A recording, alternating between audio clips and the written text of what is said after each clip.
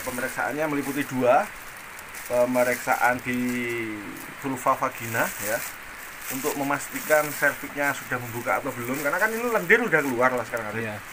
Pemeriksaan yang kedua, pemeriksaan rektal, saya masukkan lewat anus supaya kita bisa melihat apakah fetus masih hidup ya, bayi pedeknya masih hidup, ada gerakan, indikasinya ada gerakan. Terus posisi kita lihat apakah kita bisa memegang kepala ataukah sungsang ya. Plus kita sebelum menjangkau si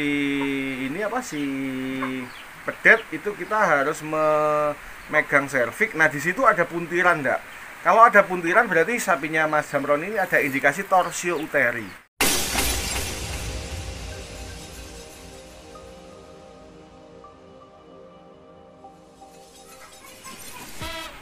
Assalamualaikum, Laskar Ngarit, beres-beres, Masya Allah. Ya, saya bersama Mas Jamroni. Jadi sapinya Mas Jamroni ini bunting, Laskar Ngarit. Jadi dikawinkan sak menika 3 bulan 10 2020. Artinya per hari ini sapinya Mas Jamroni itu sudah bunting 9 bulan 21 hari. Nah, ini kita lihat sedikit kepayahan ya ketika mau berdiri. Nah, Mas Jamroni bingung, Laskar Ngarit. Bingung kenapa kok belum lahir, padahal sudah keluar lendir ya. Kayak gini kan, Ya normal, Bos. Hari ini karena Mas Jamroni bingung, maka yang harus kita lakukan apa? Ya memeriksa kondisi sapi secara umum. Lalu saya nanti akan membersihkan dulu bagian belakang, minta selang ya. Plus Laskar Ngarit nanti akan dilakukan 2 pemeriksaan.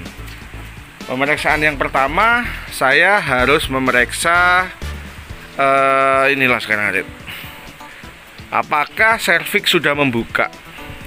Karena ini untuk membuktikan atau untuk menunjukkan bahwa sapinya Mas Jamroni memang sudah proses kelahiran tetapi ada masalah, Laskar Ngarit. Pemeriksaan yang kedua adalah pemeriksaan perektal. Jadi pemeriksaan yang pertama itu melalui vulva vagina untuk mengetahui serviksnya sudah ada bukaan atau belum ya, karena serviks ada 4 pintu. Dan pemeriksaan yang kedua adalah pemeriksaan perektal atau diperiksa di bagian anus seperti umumnya ketika kita mau melakukan pemeriksaan atau melakukan inseminasi buatan, Laskar Ngarit. Nah, tujuan dari dilakukan pemeriksaan di situ di rektal adalah untuk mengetahui apakah fetus posisinya normal, apakah fetus masih hidup, dan apakah terjadi puntiran pada rahim.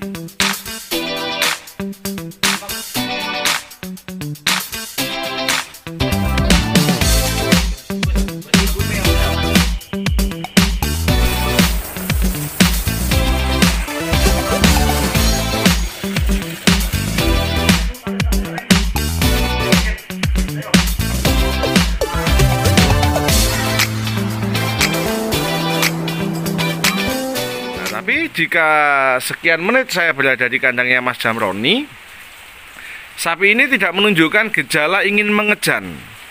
Ekornya juga belum jentar-jentar ya. Terus tapi memang vulva sudah mulai ada pembengkakan. Tapi harusnya kalau mau lahir kan dia lebih bengkak lagi, Laskar Ngarit. Nah, jadi nanti tetap ikuti apa yang terjadi pada sapinya Mas Jamroni.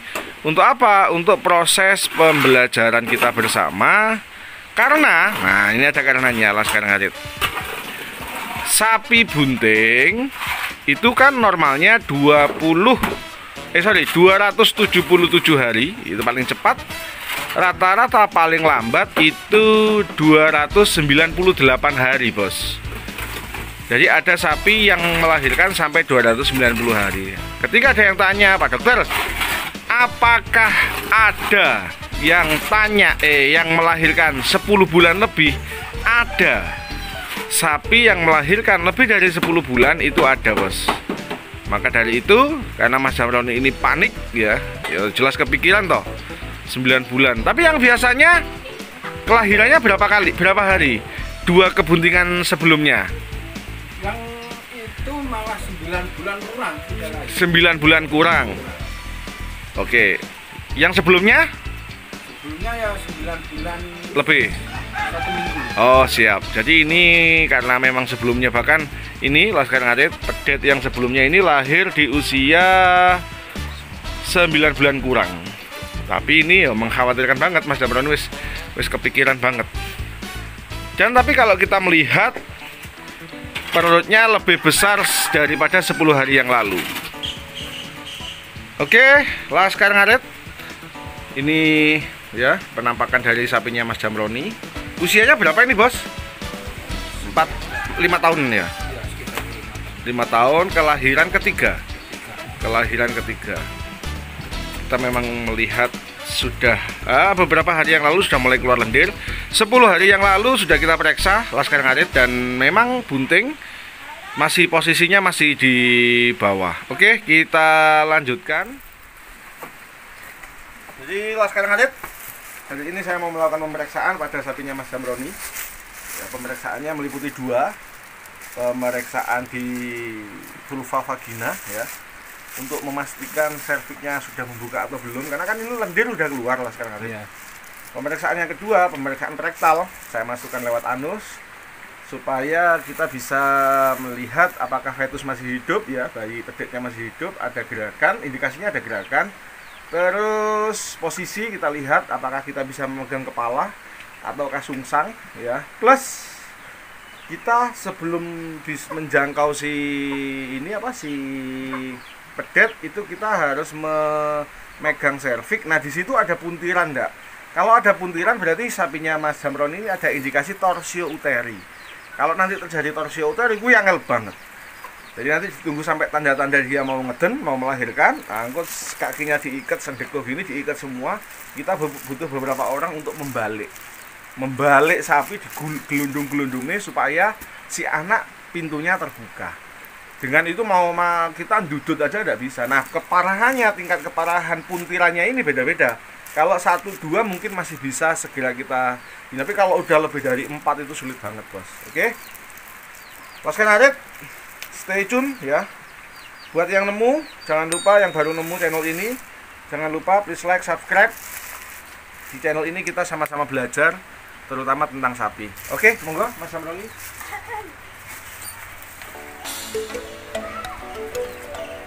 Ini pemeriksaan pertama Laskar Ngarit saya lakukan di vulva. Ya. Oke, sebentar. Oke. Oh, kurang banyak ginjalnya.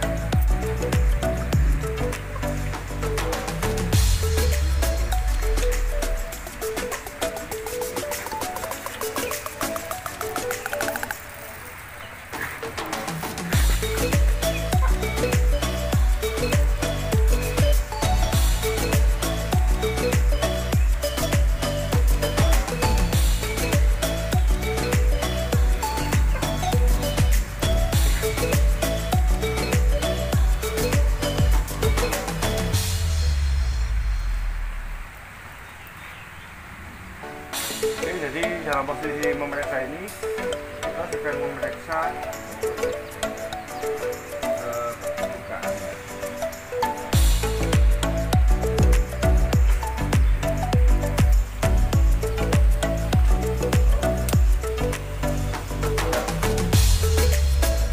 Sudah mulai ada bukaan kemarin. Rektal namanya.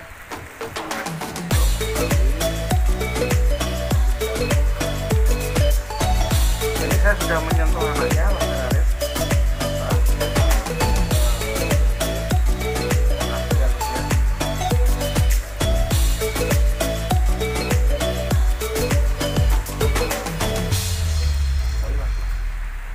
Jadi Laskar Ngarit saya menunggu gerakan dari fetus ya, karena dari 10 hari yang lalu fetus ini posisinya nggak naik, posisinya dia di bawah. Nah, ini saya lagi mengamati atau menunggu gerakannya. Nah, Laskar Ngarit Bres-Bres dimanapun Anda berada. Jadi tadi sudah sama-sama kita lihat apa yang kita lakukan pada sapinya Mas Jamroni yang 9 bulan 10 hari 9 bulan 21 hari Laskar Ngarit itu tidak keluar anaknya. Oke. Hasilnya seperti apa? Akan kita jelaskan sekarang. Nah, Laskar Ngarit Bres-Bres dimanapun Anda berada. Oke, jadi alhamdulillah kita tadi sudah memeriksa sapinya Mas Jamroni. Simak terus videonya karena saya akan menyampaikan hasil dan apa sih yang harus dilakukan oleh peternak ketika ketemu momen seperti yang dialami oleh Mas Jamroni Laskar Ngarit. Jadi dari hasil pemeriksaan per vulva atau per vagina ya, tangan kita masuk memeriksa di dalam vagina, itu kita sudah bisa mengetahui bahwa sapinya Mas Jamroni ini mengalami sudah membuka serviknya, pintu rahimnya itu sudah membuka Laskar Ngarit. Insya Allah tadi sudah bukaan 2. Nah, bukaan 2 ini bisa dalam waktu hitungan jam, bisa dalam waktu hitungan hari, tergantung proses dari kemampuan si induk dan metabolisme oksitosin, relaksin dan lain-lain yang dikeluarkan oleh induk. Jadi hasil pemeriksaan yang pertama melalui pervaginal adalah serviks sudah membuka Laskar Ngarit. Itu mengindikasikan prosesnya sudah mulai berjalan, proses kelahiran sudah mulai berjalan. Oke. Lalu ketika kita melakukan dan lendir-lendir sudah banyak. Lalu ketika kita melakukan pemeriksaan perektal atau melalui rektum atau melalui anus, kita sudah bisa mengetahui bahwa si anak ini posisinya kepala sudah di belakang ya. Sudah ada kaki di situ. Oke, jadi presentasinya normal ya. Anterior, presentasi anterior. Dan masih hidup. Jadi ketika kita menunggu lama tadi bisa memegang batoknya kepalanya. Lalu kita cek lagi hilang, lalu kita pegang lutut dan ternyata gelonjal, dia masih hidup. Itu hasil pemeriksaan per rektalnya. Lalu selebihnya kita bisa memeriksa juga ternyata sapinya Mas Jamroni ini insya Allah tidak terjadi torsio uteri, tidak terjadi puteran atau menutupnya pintu rahim karena rahimnya memutar. Nah, itu insya Allah tidak terjadi Laskar Ngarit. Oke. Jadi apa yang harus dilakukan oleh pemilik ketika mendapatkan sapinya melahirkan lebih dari 9 bulan 10 hari? Yang pertama, jangan panik Laskar Ngarit, karena itu masih normal. 277 sampai 298, bahkan ada yang bisa lebih dari ada yang bisa lebih dari 10 bulan beberapa, terutama pada kebuntingan dan kondisi tertentu Laskar Ngarit. Oke? Jangan panik. Yang kedua, bersihkan kandang. Bersihkan kandang. Oke. Yang ketiga, mindset kita atau pola pikir kita harus berharap bahwa sapi bisa lahir normal Laskar Ngarit. Tanpa ada campur tangan kita. Kita hanya nungguin saja karena sapi yang lahir normal akan mempercepat proses involusi uterus. Artinya semuanya akan berjalan normal. Oke, yang keempat adalah berikan minum air gula. Air gula dibutuhkan oleh si sapi untuk apa? Untuk dijadikan adenosin trifosfat untuk bahan energi, sehingga akan berkombinasi dengan oksitosin atau hormon kelahiran, sehingga akan terjadi kontraksi torakoabdominal uterus sehingga bisa lahir normal tanpa bantuan dari kita. Jadi itu jangan panik, bersihkan kandang. Mindset kita harus lahir normal. Yang keempat, sediakan air gula.